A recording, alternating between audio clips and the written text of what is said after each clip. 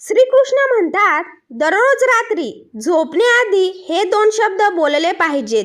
प्रत्येक संकट टळतील. रोज रात्री झोपण्याआधी हे 2 शब्द बोलावेत. आयुष्यातील सर्व समस्या दूर होतील. मित्रांनो, या प्राचीन कहाणीच्या माध्यमातून आम्ही तुम्हाला सांगणार आहोत की दररोज रात्री झोपण्यापूर्वी कोणते 2 शब्द बोलावेत. या 2 शब्दाचे इतके महत्त्व का आहे आणि या 2 शब्दाचे बोलणे मनुष्याला काय फळ देते हे जाणून घेण्यासाठी तुम्हाला ही प्राचीन कहाणी पूर्णपणे ऐकावी लागेल. या कहाणीला ऐकूनच मनुष्याच्या आयुष्यातील सर्व समस्या संपतात. तर आपण सुरुवात करूया.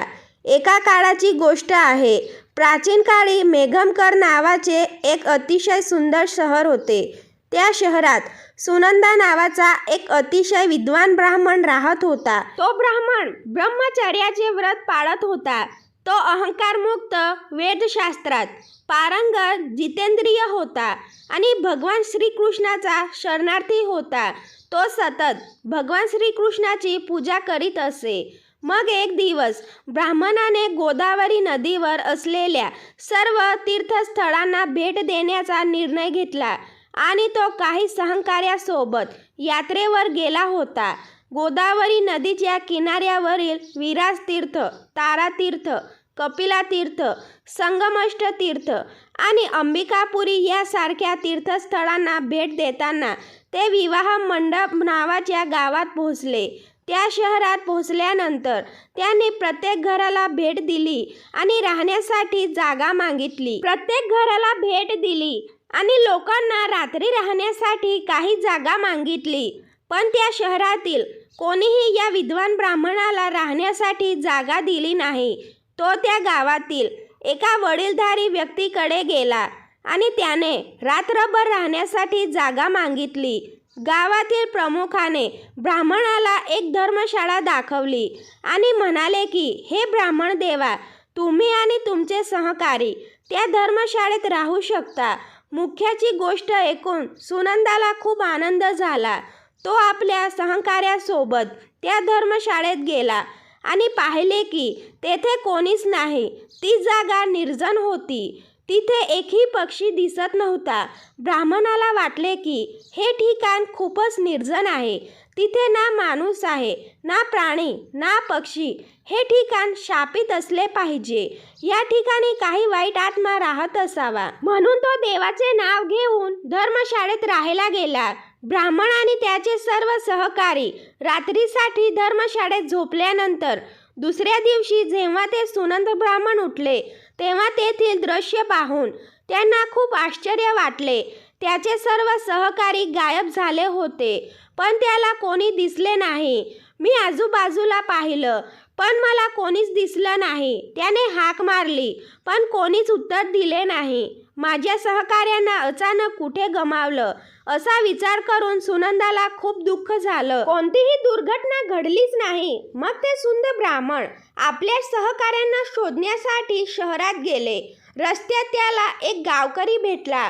बोसने सोनी ब्राह्मणाला जिवंत पाहिले. बोस आश्चर्यचकित झाला आणि तो नेता सोन्याच्या माणसाकडे गेला आणि म्हणाला, हे ब्राह्मण देवा, तू कोणा महान आत्माला पाहत आहेस? तू मनुष्यामध्ये श्रेष्ठ पवित्र आत्मा आहेस. तो ब्राह्मण एकमेव होता जो त्या धर्मशाळेतून जिवंत बाहेर आला, ज्यामुळे मुख्याला वाटले की तो एक महान व्यक्ती आहे. त्याच्याकडे एखादा विद्या किंवा महामंत्र असावा. त्याचा जप करून हा ब्राह्मण जिवंत बाहेर आला आहे. मग ब्राह्मणाने प्रार्थना केली आणि त्याला आपल्या गावात राहायला सांगितले. ब्राह्मण देवा, जोपर्यंत आपल्या मित्रांना भेटत नाही तोपर्यंत आमच्या सोबत राहा. मी तुमची सेवा करेन. असे सांगून त्या नेत्याने ब्राह्मणाला आपल्या घरात स्थान दिले आणि त्याची खूप सेवा केली. आणि काही दिवसानंतर तो रडतच ब्राह्मणाकडे आला आणि म्हणाले, हे ब्राह्मण देव, वाचव. काल रात्री एका राक्षसाने माझ्या मुलाला चावले. माझा मुलगा खूप सद्गुणी आणि भक्तिशील होता. राक्षस, मला सांगा की राक्षसाने तुमचा मुलगा कसा खाल्ला? तो राक्षस कुठे राहतो? आणि मी तुम्हाला मदत करण्याचा प्रयत्न करेन. तो म्हणाला, हे ब्राह्मण देवा, या शहराजवळच्या जंगलात एक भयंकर भूत राहते. तो दररोज रात्री या शहराच्या लोकांना खाऊन टाकतो. आणि मग एक दिवस शहरातील सर्व लोकांनी राक्षसांना विनंती केली की ते लोकांना खाऊ नयेत. आम्ही तुमच्यासाठी जेवणाची व्यवस्था करतो. आम्ही तुम्हाला सांगत आहोत की जे लोक बाहेरून या शहरात राहण्यासाठी येतात त्यांना तुम्ही मंदिरातच राहू द्या. या राक्षसाने आम्हाला आणि शहरातील लोकांना आणि मंदिरात रात्री घालवणाऱ्यांना मारले. आम्ही आमच्या लोकांचे प्राण वाचवण्यासाठी हे केले. मग हे ब्राह्मण देव, तू तुझ्या मित्रांसोबत या शहरात आलास आणि आम्ही तुला सांगितले की मंदिरात राहा, म्हणजे राक्षस तुला आणि तुझ्या मित्रांना खाऊ शकेल. पण राक्षस तुला सोडून गेला आणि तुझ्या सर्व मित्रांना खाऊन टाकले. कृपया मला माफ करा. मी हे सर्व केलं कारण मला लोकांना वाचवायचं होतं. पण त्या दिवशी राक्षसाने बाकीचे सगळे खाऊन टाकले. कोणीतरी महात्मा आहे. तो पुढे म्हणतो, हे ब्राह्मण देव, काल रात्री माझ्या मुलाचा एक मित्र आला होता, पण मी त्याला ओळखू शकलो नाही आणि त्यालाही राहण्यासाठी धर्मशाळेत पाठवले. मित्र धर्मशाळेत थांबला होता म्हणून तोही त्याला भेटायला गेला आणि त्या रात्री त्या राक्षसाने माझा मुलगाही खाल्ला. मग ब्राह्मण म्हणतो, भाऊ, तो राक्षस कुठे राहतो? मला त्याच्याकडे घेऊन जा. मी राक्षसाला सांगतो की तुझा मुलगा परत दे. त्यानंतर हा नायक ब्राह्मणाला घेऊन जंगलात जातो जिथे हे भयंकर राक्षस राहतात.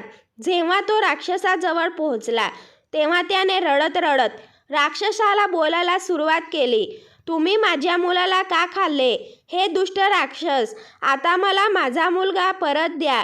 तो म्हणाला, मानवपुत्रा, तुझा मुलगा त्या मंदिरात होता म्हणून तोही इतरांसोबत माझा घास झाला.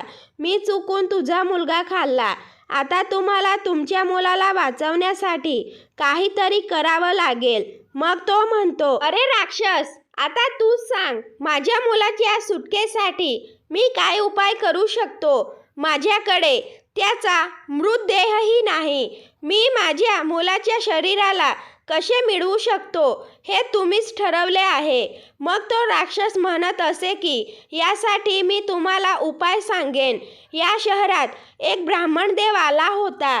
त्या रात्री तो एक मंत्र जपत होता ज्यामुळे मी त्याला खाऊ शकलो नाही. जर ब्राह्मण देव आला आणि मंत्र उच्चारला आणि माझ्यावर पाणी शिंपडले तर मला या राक्षसाच्या शरीरापासून मुक्ती मिळेल आणि तुमच्या मुलाचे शरीरही तुम्हाला मिळेल.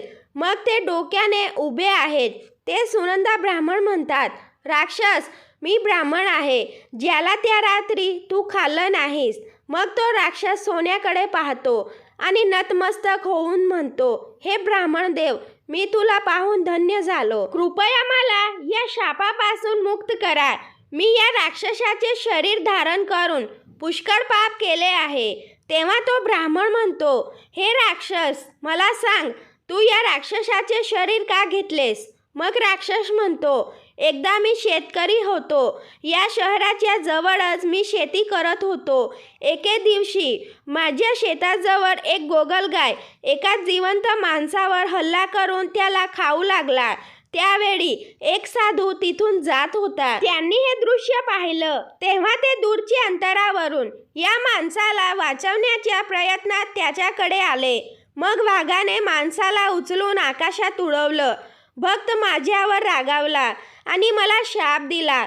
तो दुष्ट पापी पक्षी तुझ्यासमोर त्या गरीबाला खाऊन टाकत होता, पण तू त्याला वाचवलं नाहीस. तू नरकाच्या शिक्षेला पात्र आहेस. जो माणूस सामर्थ्यवान आहे पण गरिबांना आणि भीती वाटायला लागलेल्यांना पाहतो आणि त्यांच्या मदतीसाठी पुढे येत नाही, त्याला यमदूत कुंभ पाक नरकात टाकतो. जो शक्तिशाली असला तरी चोराच्या तावडीतून माणसाला वाचवू शकत नाही, तो नरकात पडतो आणि दुसऱ्या जन्मात वाघ, साप, राक्षस, भूत बनतो. इत्यादींनी जखमी झालेल्या माणसाला मदत न करणारा लाडगा हा खुनाचाच गुन्हा मानला जातो. तू त्या माणसाला मदत केली असतीस, पण केली नाहीस, तर तूही पापी आहेस. म्हणून मी तुला राक्षस बनवण्याचे वचन देतो. जेव्हा त्या साधूने मला शाप दिला तेव्हा मी खूप घाबरलो आणि त्या साधूची माफी मागितली. मी म्हणालो, भिक्षू, मी शेताचे रक्षण करण्यावर लक्ष केंद्रित केले होते, त्यामुळे माझे लक्ष त्याकडे नव्हते. मी हे मुद्दाम केले नाही, मला माफ करा. पण नंतर त्या साधूने मला माफ केले आणि म्हणाला की जर कोणी सिद्ध ब्राह्मण मंत्राचा जप करून तुमच्यावर पाणी शिंपडेल तर तुम्ही या राक्षसाच्या शरीरातून मुक्त व्हाल. राक्षसाने असे बोलल्यावर त्या ब्राह्मणाला सर्व समजले आणि ब्राह्मणदेवाने आपल्या हातात पाणी घेतले आणि तो दैवी मंत्र उच्चारला आणि त्या पाण्याने राक्षसावर शिंपडले. जेव्हा पाणी शरीरावर पडले तेव्हा राक्षस जमिनीवर पडला आणि त्याचे शरीर लगेच नष्ट झाले आणि आतून सर्व मृतदेह बाहेर पडले. त्या मुख्य मंत्राच्या मुलासह या मंत्राच्या प्रभावाने त्या राक्षसाला आणि त्याच्या पोटातील सर्व मानवांना पूर्णपणे मुक्ती मिळाली आणि सर्व दिव्य विमानामध्ये बसून विष्णू लोकात जाऊ लागले. मग त्या पुढारीने आपल्या मुलाला निरोप दिला आणि ब्राह्मणाकडे पाहून त्याला प्रणाम करून म्हणाला, हे ब्राह्मण देव, कृपया मला सांगा की तुम्ही दररोज जो मंत्र उच्चारता तो कोणता आहे, ज्यामुळे तो राक्षसी मुक्त झाला. तो ब्राह्मण म्हणतो, माझ्या गुरुजींनी मला हा मंत्र दिला आहे. जो कोणी रात्री झोपण्यापूर्वी या मंत्राचा जप करतो त्याला कोणत्याही गोष्टीची भीती वाटत नाही, त्याचे सर्व दुःख संपते. भूत, राक्षस, जादूगर, पिशाच इत्यादी वाईट शक्ती त्याच्याकडे येत नाही. तो मंत्र असा आहे, मी रोज रात्री झोपण्यापूर्वी हे मंत्र जपतो. या मंत्राचा जप केल्याने मनाला शांती मिळते, मनापासून प्रत्येक प्रकारची भीती दूर होते, आयुष्यातील सर्व समस्या संपतात.